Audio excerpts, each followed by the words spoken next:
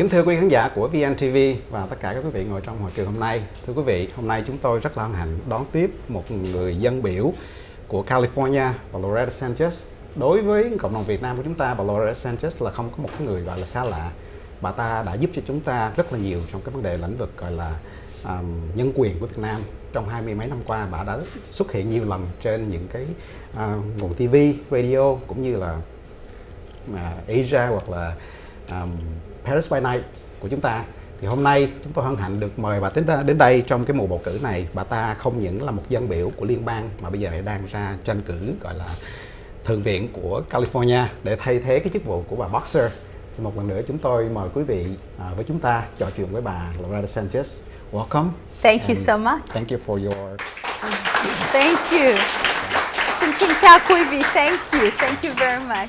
So we hope we get a good welcome and knowing you for the last 10 minutes or so. So I just want to drop into the issue that we deeply concerned about, Okay. even though this is the American election, for example, in this election.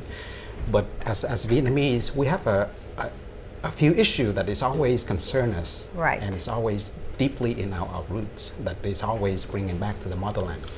So back to that issue in May. When President Obama went back to Vietnam, visited Vietnam, you also, a leading voice, writing letters to him, encouraged him, or at least urged him to bring up the human rights issue in Vietnam. So with that, how do you think about the situation in Vietnam right now in regard to human rights? Well, first of all, thank you so much, all of you, for being here tonight. And I'm really thrilled that you asked me to come and discuss a little of the work that I've done, the relationship that we have together. Sure. And I, of course, want to thank all of my colleagues also who work very hard in San Diego when I go and ask them about, can you help us with the issues of Vietnam? In particular, I want to call out Scott Peters because although he's only been in the Congress for 4 years, he's been a very good advocate on these issues. So I began, when I began 20 years ago in the House of Representatives, I was very fortunate that my Vietnamese community there in Orange County, one of the largest, you know that, came and said, we want to talk to you about Vietnam and we need a voice. And it has been a privilege to be the voice for this community in the Congress. So how have I seen human rights? I have not seen a lot of change. That's what's for. I have not seen a lot of change in 20 years. So in the year 1998, President Clinton went to Vietnam to sign the bilateral trade agreement.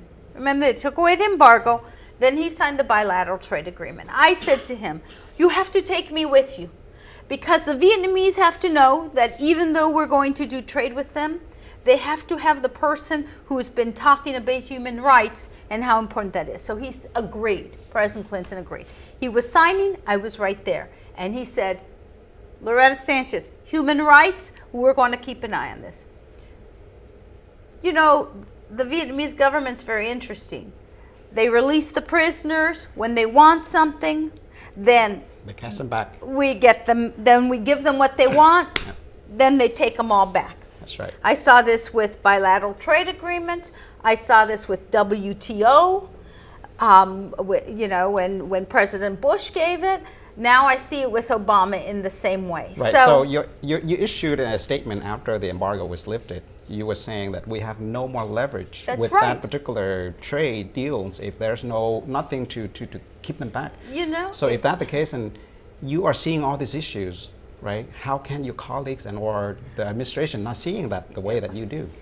You know, because sometimes, I mean, I believe that the United States is the country of human rights. We are the beacon. The rest of the world is looking to us to help them, right? The struggles of the people.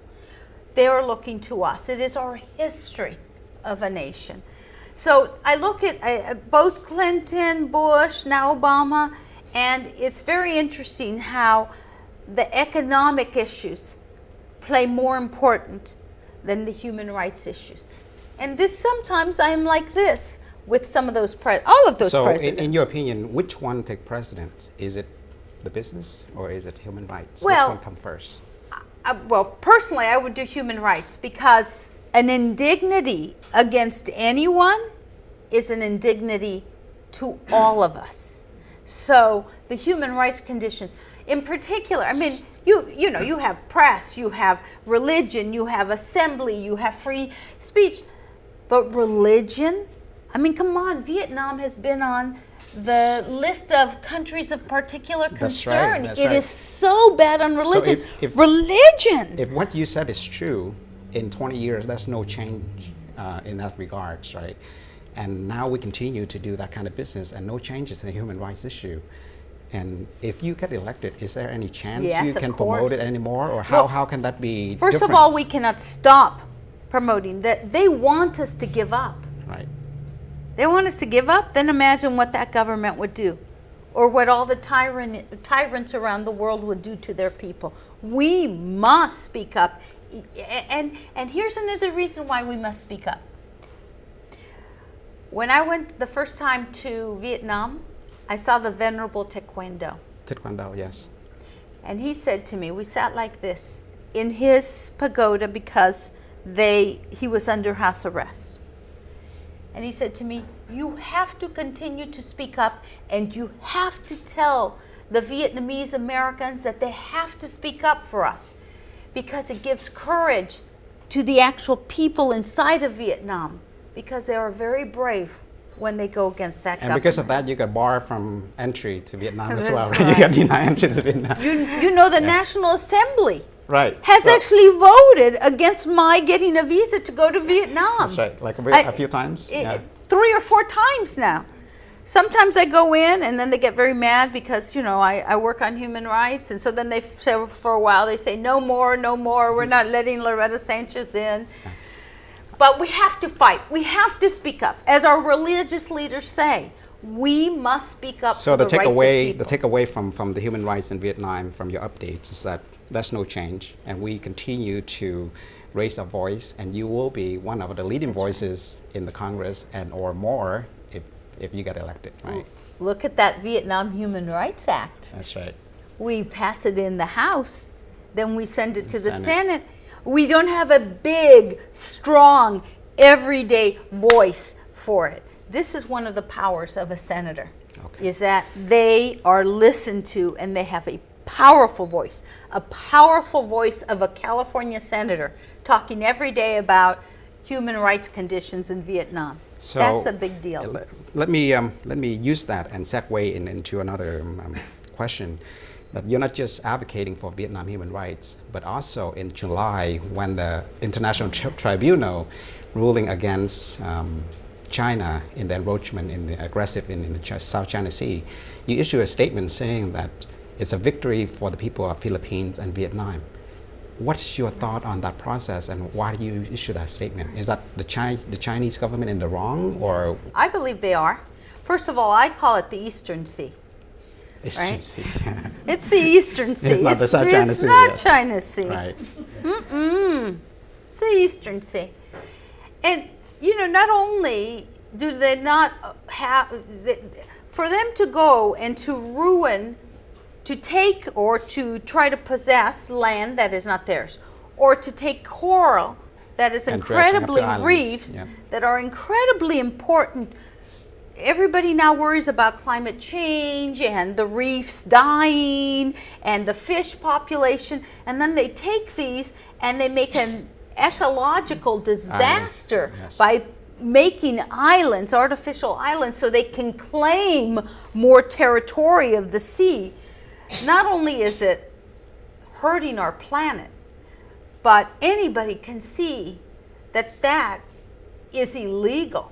And so for the tribunal, the International Tribunal, to say, China, you're in the wrong, is a very important step for us to fight the rights both for Vietnam and for the Philippines. I know that a few members in the audience raised that concern when it first saw that the Chinese was trying to dredging up the sands and the islands, but then the U.S. government kind of ignored it. if that's the case, are you saying that should we be more involved in that part of the world, or how the U.S. government should respond and or help assist in our allies? You know, there are a lot of ways that we can work this. So think about what is happening here as Californians, right? Our young people are enthralled about saving the planet, about climate change, about the issues of the drought in California, about making sure that the planet heals from some of the things that have happened. So we know that China does not respect what we are talking about, this issue of the environment. But the young people, our young people are very gung-ho for it, right?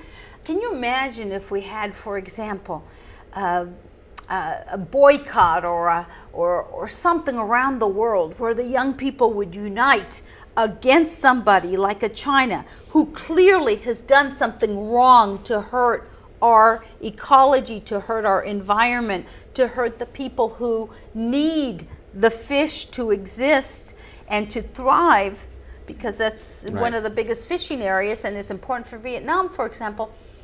Can you imagine if they said, okay, we're going to boycott buying this and this and this from China, and put on the economic pressure. We all have the ability to put the pressure on China. So in your view, the environmental impact should be outweight the business benefits that are currently, we're dealing with Chinese and the government there. Exactly. So with that around the world, the foreign policy, I want to bring back in the United States. Yes. So if you get elected in the United States, what would you done differently, and or what's your priorities for the Californian, for example, in the Senate? So I just want to say that I'm going to be that voice in the Senate on the Vietnam Human Rights Act. Okay. Every day, doing something, a tweet, a speech on the Senate, to let people know. We will keep this tape. Let people know. We will keep this tape. We have to educate. And I will hold you on to your words. Yeah. So there are 2 or 3 other things that are very important. Look, immigration reform. I told you that even this community has to make sure that people who have lived here for a long time don't have the right paperwork, and yet they're part of our community, right? So we need to do the immigration reform, and I think that we're very close to it, actually. I think that I know how in the House and in the Senate. Okay. The other issue is, have you seen the cost of housing? The cost of housing in California? I have 8 children. None of them live in California. They say, Mom, I can't afford to live there, to rent an apartment, to buy a house, or I have 3 kids. It's just very difficult. Housing. How is that going to? Yeah, there are a lot of ways we can do that. That is like a supply and demand. That's a market. Okay. But there are ways to do that. Yeah. First of all, for example, in my area, we have what we call old housing stock. So things built in the 1950s, and you know this. So you might have a building built in the 1950s, a house, let's say, or an apartment building, and it's got a lot of square feet, maybe 1,300, 1,500 square feet. But because we design so much better now, in a smaller space of, let's say, 800 or 900, you actually can make more space by better architectural design. So you're suggesting take them all down and then rebuild So them? I'm suggesting that over time we do infill and rebuild, and we make the homes that we need today. We can invest from the federal level with the local level and the state level too. The problem is we haven't made any investment. We just keep using the old. So that's one area. Okay, immigration and housing. And small businesses. Small business. How we encourage small businesses have a lot of regulation on them. At the federal levels or at the state level? Sacramento, a lot. But even at the federal level. At the federal level, so if that's the case, how would you change the Sacramento? Well, Sacramento, that's a whole different ball of wax. But Washington, D.C., I know. I made a regulatory reform caucus with a Republican, and every year we work on a bill. We tell the small businesses, what are those regulations that are just crazy on you? that really you can look at them and you can say it just doesn't work, right? And so we work on eliminating some of those. And lastly, remember that you are looking at a Head Start child. Okay? You were looking at someone who began her life poor and whose parents, whose family, 7 children, my mom and dad, immigrants, who could not afford preschool for their daughter. And so there was the Head Start program. That is why I have funded preschool so much for those families in particular that don't have it. I see. So I'm a Head Start child. Education has started. Education. And it starts pre-kindergarten. And then it's a state issue, but we got to help our state legislators fix the kindergarten through 12th grade. And then we have to help young and old, because everybody needs to continue to learn. My mother was a return student at age 45 because she didn't get the opportunity when she was younger to go to university. And now we see a lot more of that. People returning, they've lost their jobs. Since you mentioned about cost and how you pay for it. Let me tell you some of the things we've done. One, I have this community college called Santa Ana Community College.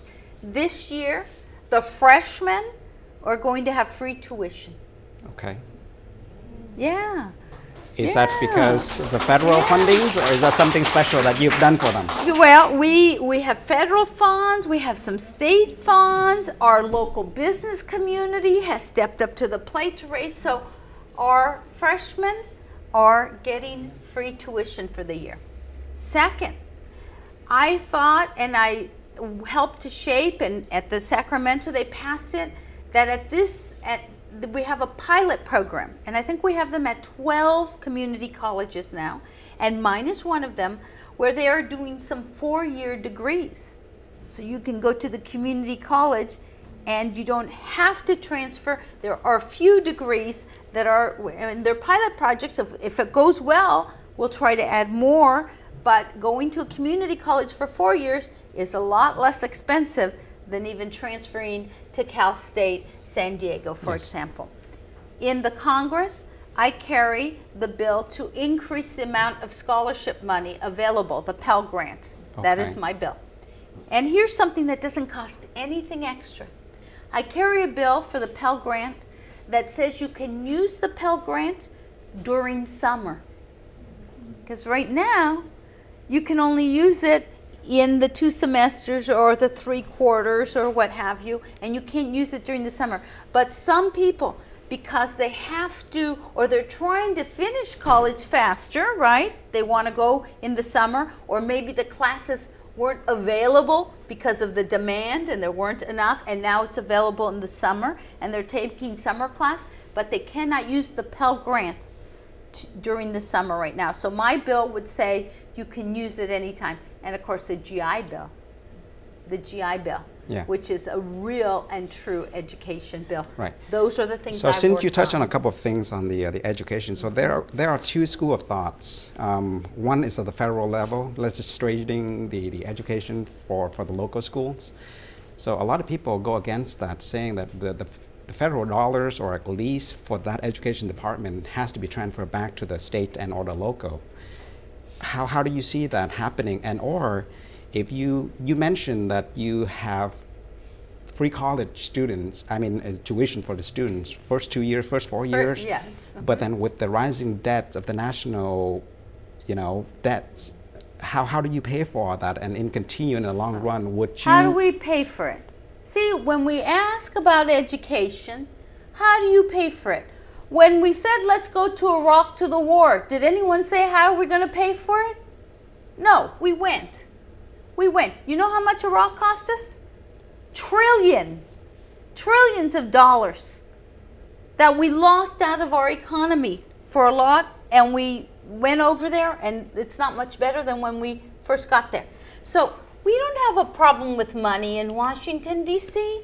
We have a problem with priorities. Head Start. For every $1 that we spend on Head Start, a child of Head Start like myself, I pay $9 back in taxes. Think about that. So you are saying the priorities of the United States has been kind of in the wrong direction, where you put money into the wrong pots or pockets, where, you know, instead of the education you put in somewhere else. But another thing that I've noticed, that is the Congress and also the Senate now controlling by the Republicans, which is in the majority. Yes. If you are on the minority, if that's continue, how can you leading the charge? If that's continue, and they will continue to block anything that you want to bring up. So imagine this. I'm from Orange County. It's very Republican. And for 20 years, I've been the only Democrat out of the 5 or 6 seats that we've had. So I know how to work with Republicans to get things done. That's the first thing I'm going to tell you. Okay. The second thing I'm going to tell you, so then I go back to Washington, D.C. 4 days a week. 3 days in Orange County in California, I'm working with Republicans. Then I go to Washington, D.C., it's controlled by Republicans. Right. Right? Of the 20 years, the control by the Republicans has been 16 of the 20. And still I get my things done. Okay. I am not afraid to work with Republicans. I'm not saying you're afraid. I'm not afraid of them. That's right. I know how to work with them. So basically, right? you're saying you can cross aisles and get things done rather than on the ideological. You know, the Congressional Quarterly, which is the oldest and most respected journal of Washington, D.C., named the 25 most influential and powerful women in the Congress just this past year. Dianne Feinstein, Nancy Pelosi, Loretta Sanchez. Okay? Republicans, Democrats on the list, House senators on the list. I'm there. I just have one last question. Yeah. This is and it's sad because I know how to work with Republicans. That's right. So if that's the case, then can you work with Mr. Trump? If he's the president, right? There's a chance that he's becoming the president of the United States. Mr. Trump. Yes. It's like a dog that barks a lot but then runs away. You know? No, really. Okay, so if he becomes president, we will know how to handle him. Are you sure about that? Absolutely. All right, I'll trust you. You have any last words before we end the segments here? Yes. You know, in California, we get to choose a senator about every 20 or 30 years. The last time we chose a senator was 24 years ago. That's right. A lot has changed in 24 years. I have the life experience of Californians. I have the legislative experience. That's why the majority of the House members from California are supporting and endorsing me, and many of them asked me to run. I have the national security experience and the military experience. Right? This our town. Of 20 years, yeah. Especially for your town. I have the experience. You know, I think on day one, when we look at who we want to be our next senator for California, it should be the person who on day one walks into that chamber and is ready to go. You don't need to teach me your issues.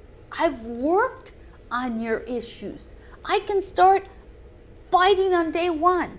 I know who voted with us, who voted against us, what they are about, what makes them move, what their district looks like, what they need to do to save face to be able to say, yes, Loretta, I'll be with you. This is the work that I have done, the experience that I have. And I believe California is too important a state to put somebody in there on the job training. I think on day one, we need someone ready to go. And that would be Loretta Sanchez. Thank you very much. I might be biased, but I like someone from the South win. Oh, the he likes Super someone ones, from right? the South. I mean, the Southern California, 24 right? years So, we haven't had a Southerner. yes. Once again, thank you very much for your time Thank and you. stopping by the studio and It's chatting my with pleasure. our audience and Thank our you community. so much. So hopefully you will be becoming the You next know, senator. you assume that people know. So please, Facebook, like us, chat us, do this, do that, email, pick up the phone, call your friends, tell your friends. We can win, and we will win on the 8th of November with your help. Yeah. Thank you very Thank much you. for your time. Thank you.